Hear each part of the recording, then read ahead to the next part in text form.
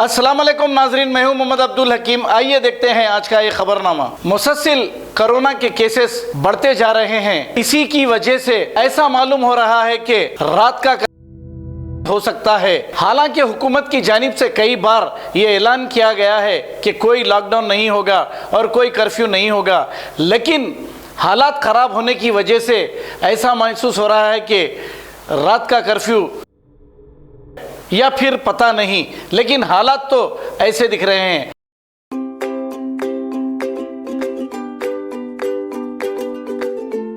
Every child's success story starts here, like a multifaceted diamond.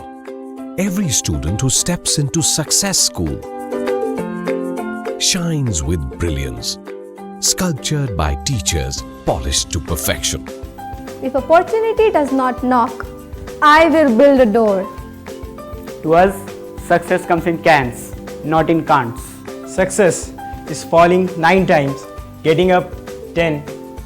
Some people dream of success, others put their heart and soul into working for it.